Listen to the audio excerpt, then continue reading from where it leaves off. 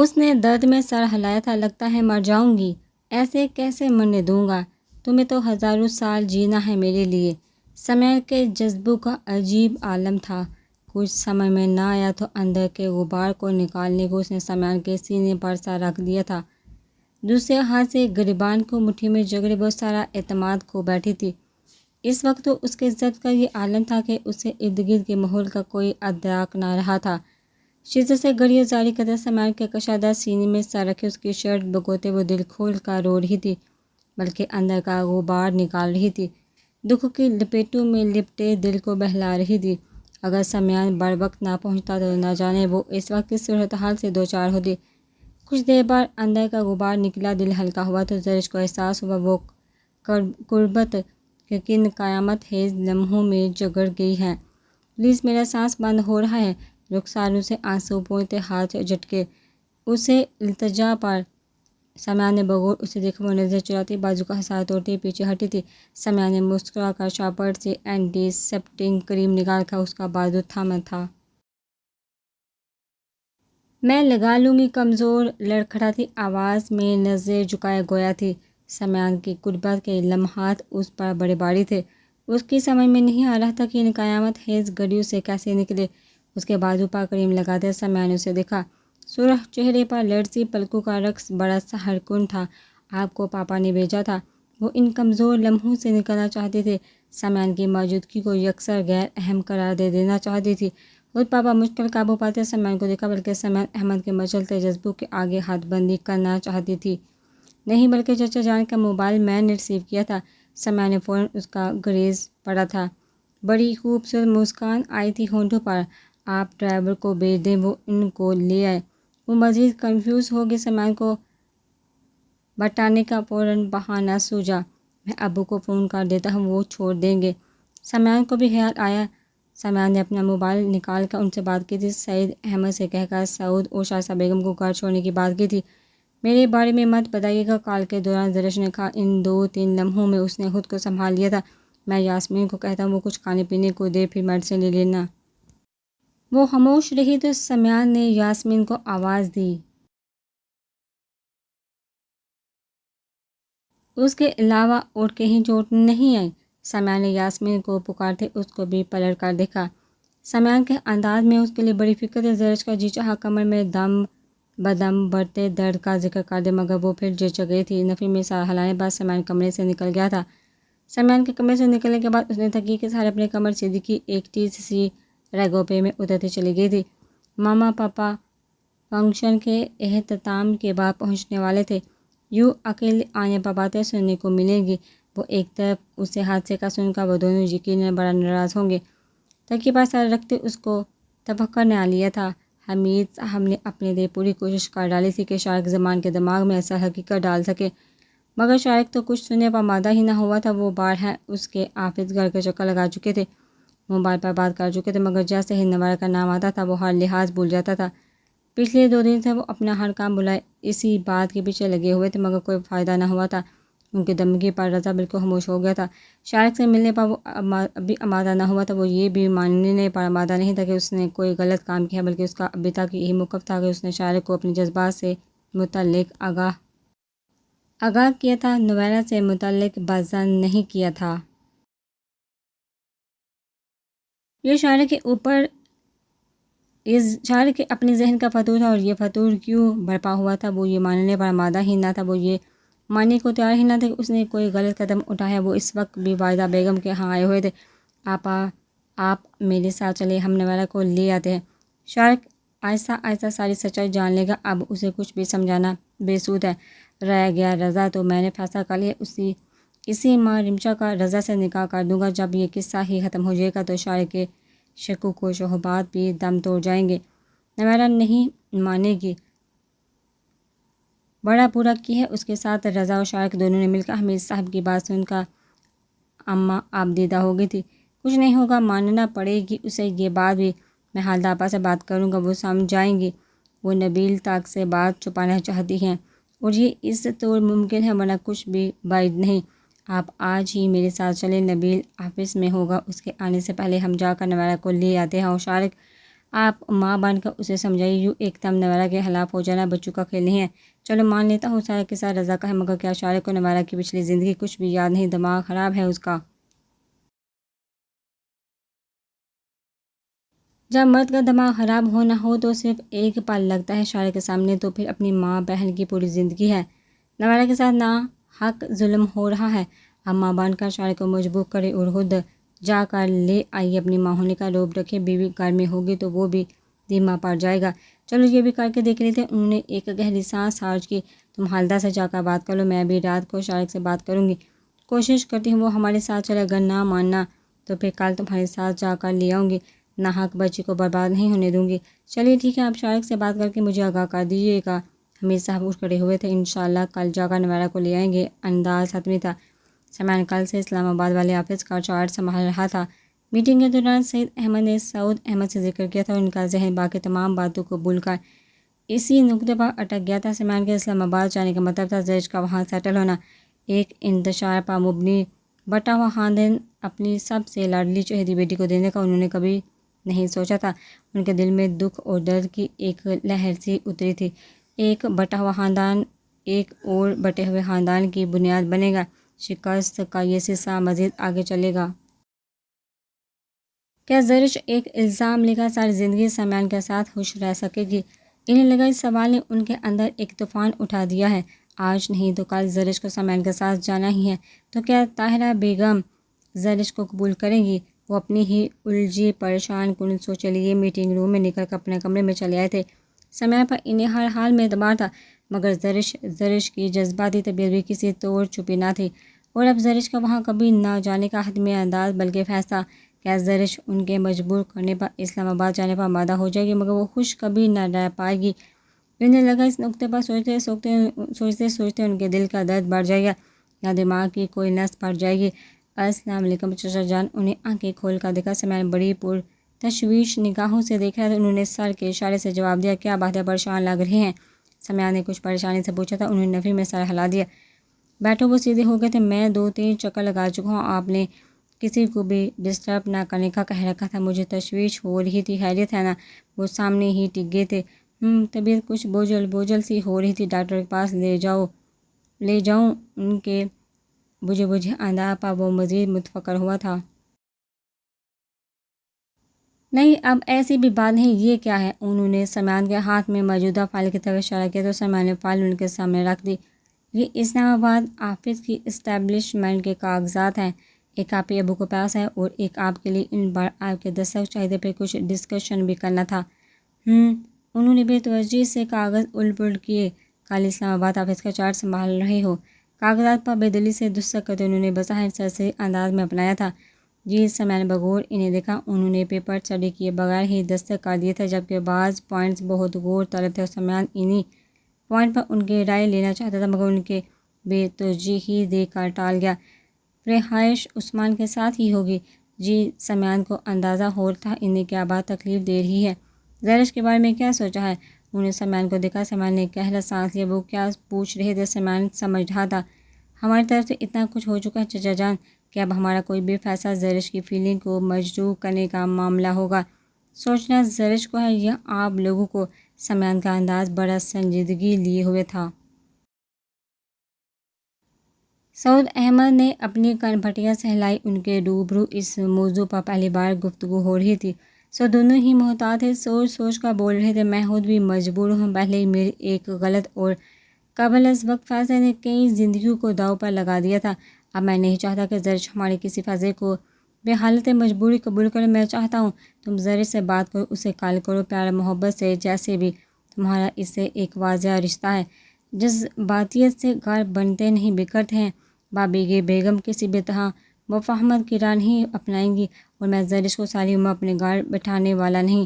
اگرچہ زرش کی انتہا پر مبنی سوچ اس بات کی ترجمانی کر رہی ہے کہ وہ کبھی خوش نہیں رہ پائے گی، مگر پھر بھی میں چاہتا ہوں کہ فیصلہ زرش خود کرے اور جذباتیت سے ہٹ کر کرے، حقیقت کو فیس کرتے ہوئے فیصلہ کرے۔ پیپر ویٹ کو انگلیوں سے گھماتے انہوں نے کہا تھا، چچا جان، زرش کا موقف غلط نہیں، اب تک جو کچھ بھی ہو چکا ہے اس کی روشنی میں بڑی سے بڑی زیادتی بھی عام سی بات ہے کہ وہ اس وقت حق پر ہے۔ رہی رشتے کی بات، اور رشتے ماننے سے ہوتے ہیں، وہ ہمارے گھر جانا نہیں چاہتی اور امی کبھی مفاہمت پر راضی نہیں ہوگی۔ اسلام آباد سیٹل ہونے کا آپشن بھی ابو کی طرف سے ہے، مگر جس طرح حالات بدلے ہیں اس میں کچھ بھی نہیں کہا جا سکتا کہ ابو کا یہ فیصلہ کیا اثرات مرتب کرتا ہے کہ بہرحال شادی دو انسانوں کے ملاپ کا نام نہیں، یہ تعلق خاندان کی بقا کا ضامن ہے۔ میں پھر بھی کوشش کروں گا، زر سے بات کروں گا، مگر مجبور نہیں۔ سمیان نے بھی کھل کر ان سے براہ راست بات کر لینا چاہی تھی۔ سعود احمد خاموشی سے سمیان کو دیکھے گئے۔ سمیان چند پل مزید وہاں ٹھہرا تھا اور پھر اس کے جانے کے بعد وہ کتنی ہی دیر تک الجھے رہے تھے، اس مسئلے کا کیا حل ہوگا۔ 12 بجے کے قریب ان کی ڈاکٹر سے اپوائنٹمنٹ تھی۔ دوبارہ آفس جوائن کرنے کے بعد وہ دوسرے تیسرے دن چیک اپ ضرور کروا رہے تھے۔ وہ وہاں سے نکلے تو سمیان راستے میں مل گیا۔ کہاں جا رہے ہیں؟ پارکنگ میں ہی آمنا سامنا ہوا تھا، سو سمیان رکا، پوچھنے لگا، ڈاکٹر کی طرف جانا ہے؟ آج اپوائنٹمنٹ ہے اور تم؟ اچھا ہاں، آپ نے ذکر تو کیا تھا، اکیلے جا رہے ہیں؟ میں گھر جا رہا تھا، کل اسلام آباد جانا تھا، سوچا ضروری تیاری کر لوں گا، چلیے میں آپ کے ساتھ ہی چلتا ہوں۔ سعود احمد نے انکار کرنا چاہا، پھر چپ ہو گئے۔ سمیان ان کے ساتھ ہی ڈاکٹر کے پاس آیا تھا۔ چیک اپ کے بعد ڈاکٹر نے میڈیسن میں ترمیم کر دی تھی، چند ہدایات اور وہی روٹین کی باتیں تھیں۔ سمیان ان کے ساتھ ہی گھر آیا تھا کہ سعود احمد دوبارہ آفس جانا چاہتے تھے۔ وہ آرام سے سارے مسئلے کو سوچنا چاہتے تھے، کوئی حل نکالنا چاہتے تھے۔ وہ جب گھر آئے تو شائستہ بیگم گھر پر نہیں تھی۔ شائستہ کہاں ہے؟ انہوں نے یاسمین سے پوچھا۔ نوشی باجی آئی تھی، ان کے ساتھ بازار گئی ہیں۔ اور درج وہ کچن میں ہے، ایک ہاتھ میں سالن والا چمچ پکڑے بغیر دوپٹے کے وہ سیدھی لاؤنج میں آئی تھی۔ ارے پاپا، آپ؟ پاپا اور سمیان کو دیکھ کر سر پٹائی تھی۔ پاپا وہیں لاؤنج کے صوفے پر بیٹھ گئے، جبکہ سمیان نے ان کے میڈیسن والا چاپر ٹیبل پر رکھا تھا۔ آپ آج جلدی آ گئے ہیں، خیریت ہے نا؟ سر پٹاتے انداز میں ہی اس نے سعود احمد سے پوچھا تھا۔ زرش نے کچھ تشویش سے سمیان کو دیکھا۔ پاپا کا انداز بظاہر نارمل ہی تھا، مگر سمیان کا پاپا کے ساتھ آنا۔ چچا جان بالکل ٹھیک ہے، ڈاکٹر کے ساتھ اپوائنٹمنٹ تھا، اسی لیے جلدی آ گئے ہیں۔ اوہ، وہ کچھ ریلیکس ہوئی، وہ فوراً کچن کی طرف آئی تھی۔ کرسی پر پڑا دوپٹہ اس نے کندھوں پر پھیلا لیا تھا۔ کیا کر رہی ہو؟ سمیان کی آواز پر وہ اچھل ہی پڑی تھی۔ پلٹ کر سمیان کو غصے سے دیکھا۔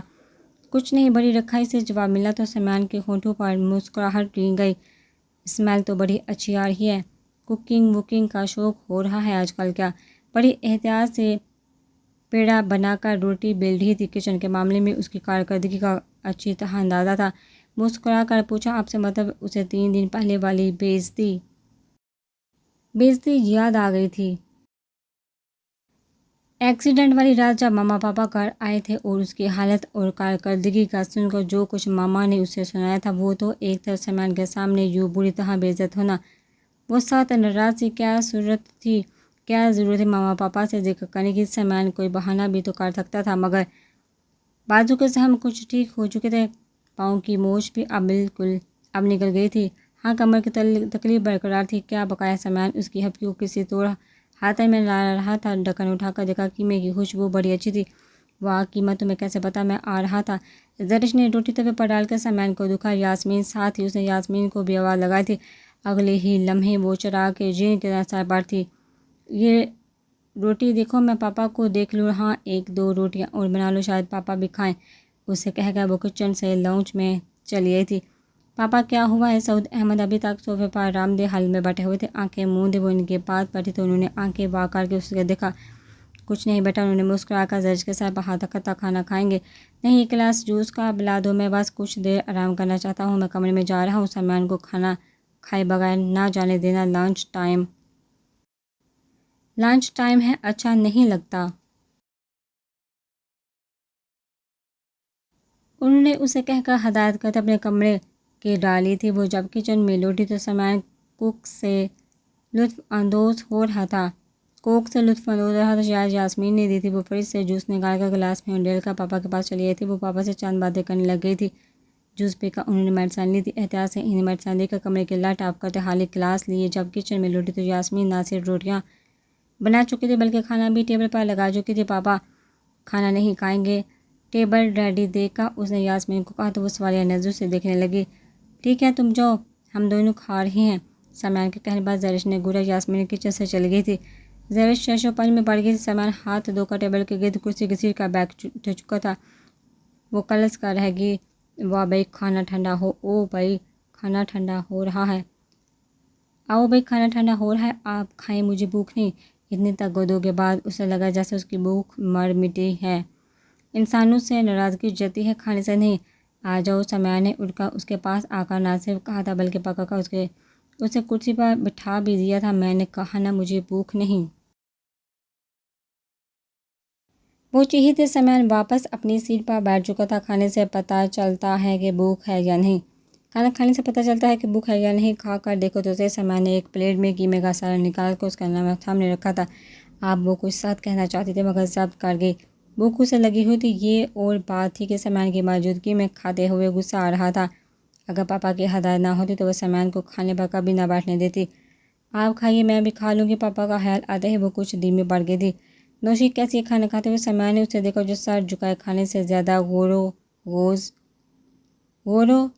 خوض میں غرق تھی۔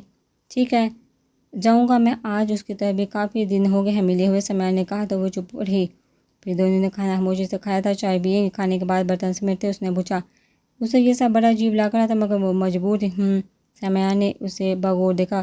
گھریلو سادہ سوٹ و حلیے میں وہ ہنسی کم عمر لگ رہی تھی، ان کے مقابلے میں تو وہ ہنسی ان میچور سی تھی۔ آپ لاؤنج میں چل کر بیٹھیے، میں بنا کر لاتی ہوں۔ سمیان کی نگاہوں سے وہ اگلے ہی پل پذل ہو گئی تھی۔ سمیان کی نگاہوں میں عجیب سی لپک تھی۔ میں تمہارے روم میں جا رہا ہوں، ادھر ہی آ جانا۔ اپنے روم کا سن کر وہ پلٹی تھی مگر سمیان کچن سے نکل گیا تھا۔ اس نے لب بھیج لیے۔ یاسمین کو بلا کر اس نے برتن دھونے اور چیزیں سمیٹنے کو کہا تھا۔ جب تک چائے بنی تھی وہ خود سے ہی الجھتی رہی تھی۔ اب وہ چائے لے کر خود جائے، یاسمین کو بھیج دے، وہ فیصلہ نہیں کر پا رہی تھی۔ بڑی ہمت کر کے وہ اپنے کمرے کی طرف آئی تھی۔ دروازہ دھکیلا تو کمرے میں موجود ترکی نے استقبال کیا۔ لائٹ آپ رہنے دو۔ آگے بڑھ کر اس نے لائٹس آن کرنا چاہی تھی مگر ہاتھ سمیان کی پکار پر رک گیا تھا۔ وہ بڑے بڑے قدموں سے پلٹی تھی۔ سمیان بستر کی طرف جانب بیٹھا ہوا تھا۔ اس نے چائے کا کپ سائڈ ٹیبل پر رکھ دیا۔ بیٹھو، سمیان نے اسے دیکھا، وہ نظر چراتی بڑھتی تھی۔ آگے بڑھ کر کھڑکی کھول کر پردے ہٹا دیے تھے۔ اسے اندھیرے سے وحشت سی ہونے لگی تھی۔ وہ کھڑکی کی طرف رخ کیے کھڑی ہو گئی تھی۔ زرش ادھر آؤ، مجھے تم سے ایک بات کرنی ہے۔ سمیان کے بلانے پر وہ الجھی تھی۔ آپ کہیے، میں سن رہی ہوں۔ اس نے پلٹ کر دیکھنے کی غلطی بھی نہیں کی تھی، اگر دیکھ لیتی تو کنفیوز ہو جاتی کہ سمیان کے ہونٹوں پر اس کے گریز بڑی جاندار سی مسکراہٹ آ رہی تھی۔ میں کل اسلام آباد جا رہا ہوں۔ سمیان چائے کا کپ لی اس کے عقب میں کھڑا ہوا تھا۔ وہ الجھ گئی، اس اطلاع کا کیا مطلب بھلا، مگر وہ پلٹی نہیں تھی۔ چلو گی میرے ساتھ؟ اس کے کندھے پر ہاتھ رکھ کر سمیان نے اس کا رخ اپنی طرف کر لیا تھا۔ سمیان کے لمس نے اس پر برقی روح کا کام کیا تھا۔ میں کیوں بھلا؟ وہ سمیان کی اس حرکت پر سارا اعتماد بھول بیٹھی تھی۔ آنکھوں میں ہراس آ ٹھہرا تھا۔ گھر کی تنہائی میں کمرے کی تاریکی نے اس کا سارا کانفیڈنس اڑا دیا تھا۔ ہنی مون ٹرپ ہو جائے گا، اگر اسلام آباد پسند نہیں تو کہیں اور چلے جاتے ہیں۔ سمیان کے لمحوں میں گویا شرارت سوجی تھی۔ وہ تو سر سے پیر تک کانپ اٹھی، ایسے ہی بدھا کر پیچھے ہٹی، گویا سمیان اسے زبردستی لے جائے گا۔ سمیان ہنسی، آنکھیں چراتے کندھوں پر پھسلتا دوپٹہ درست کیا۔ مجھے کہیں نہیں جانا، ہنی مون پر بھی نہیں۔ چائے کی چسکیاں لیتے سمیان اس کی طرف جھکا تھا۔ پلیز زرش، ہاتھوں میں چہرہ چھپا کر سر اٹھی۔ اس کی برداشت بس یہیں تک تھی۔ سمیان نے چند پل اسے رونے دیا تھا۔ چائے کا کپ خالی کر کے ٹیبل پر رکھ کر اپنی مکمل توجہ اس کی طرف کی تھی۔ زرش ادھر دیکھو میری طرف، اس کے ہاتھ چہرے سے ہٹا کر کہا تو اس نے بھیگی پلکوں سمیت سمیان کے دراز چہرے کو دیکھا۔ اب مجھ سے اس طرح کی گفتگو مت کرے۔ سمیان نے کچھ کہنا چاہا تھا، اس نے پہلے ہی ٹوک دیا تھا۔ سمیان کھل کر ہنس دیا۔ مثلاً کیسی کروں؟ سمیان اس کے رخسار پر لہراتی لڑ کو ہلکے سے جھٹکا تو وہ مزید کنفیوز ہو گئی، ایک دم پیچھے سرکی۔ سمیان بڑا محظوظ ہوا تھا۔ یار بیوی ہو میری، اتنی ناسمجھ نہیں ہو، کم عمر سے ہی، مگر میاں بیوی کے آپشن کے تقاضے تو سمجھتی ہی ہو نا۔ سمیان کے گمبھیر انداز نے اس کے چکے چھڑا دیے تھے۔ وہ تو کاٹو تو بدن میں خون نہیں والی کیفیت میں تھی اور اس وقت لگ بھی بڑی پیاری ہی ہو۔ اس کے کندھے سے پھسلتے دوپٹے کو دیکھتے سمیان نے اس کے گردن کے گرد لپٹے لاکر پر اپنی انگلی رکھ دی۔ ایک دفعہ پھر لاکر اس کی گردن کے گرد لپٹے دیکھا، ایک سرور سا جاگا تھا۔ آپ جائیے پلیز، اس نے ہاتھ جھٹک دینا چاہا تھا۔ یہ لاکر اور کنگن تو تم نے بڑی بے دردی سے پھینک دیے تھے، اس رات تمہاری گاڑی میں تھے شاید۔ سمیان نے چین کو انگلی پر لپیٹا تھا۔ بتایا نہیں تم نے چلو گی اسلام آباد؟ اس کے چپ رہنے پر پھر اسے ٹوکا نہیں۔ اس نے سختی سے انکار کر دیا تھا، ہنی مون پر بھی نہیں۔ زرش کو لگا بس اس کا ضبط جواب دینے والا ہے۔ اس نے سمیان کی طرف دیکھا۔ سمیان کی آنکھوں سے نکلتی تپش اور جذبوں کی گرمی اس کے اندر طوفان برپا کر گئی تھی۔ آپ مجھے تنگ کرنے کے لیے یہاں آئے ہیں؟ بڑی بے اعتبار ہوا نگاہوں سے چکوا گیا تھا۔ سمیان ہنس دیا۔